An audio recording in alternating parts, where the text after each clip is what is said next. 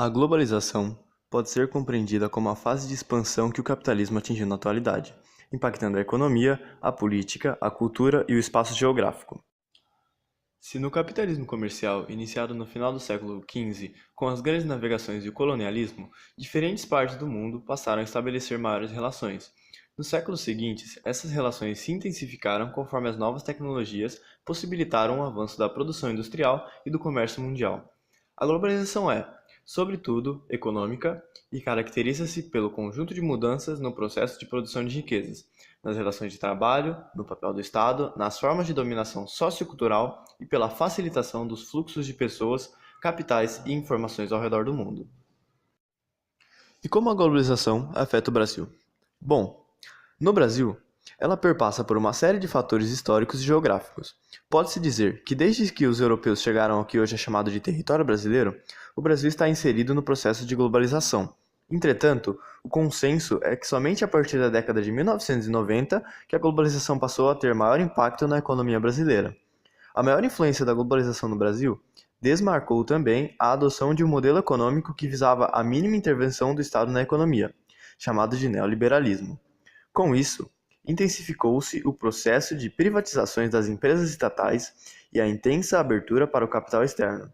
Com a abertura de capitais, houve maior inserção das indústrias e companhias multinacionais no Brasil. Elas aqui se instalaram para ampliar o seu mercado consumidor e, também, para buscar mão de obra barata e maior acesso às matérias-primas. Isso acarretou uma maior produção de empregos, porém, com condições de trabalho mais precárias. Agora, falemos de globalização na política. Se a integração nas comunicações impulsionada pelo avanço tecnológico é um fato incontestável e a globalização econômica alcançou 2/3 da população mundial nos últimos 20 anos, a globalização na política está distante de ser uma realidade concreta e prática na vida dos países.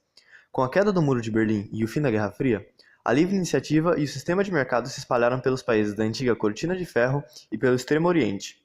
A onda de liberalização econômica, entretanto, não teve o mesmo impacto na arena política. As fronteiras e a soberania nacional não se alteraram e o Estado-nação continua a prevalecer no âmbito das relações internacionais. Para o ponto de vista realista atual, a globalização política é uma utopia. As fronteiras políticas e o poder do Estado-nação dominam e continuarão a dominar o cenário mundial. O debate utópico realista não teve continuidade ao longo das últimas décadas, mas a chama das divergências em torno da globalização política continua acesa. David Held e Anthony McGreal, por exemplo, resumem o debate acadêmico a favor e contra a globalização como um confronto entre duas visões. De um lado, a perspectiva dos céticos e do outro, a dos assim denominados pelos autores como globalistas.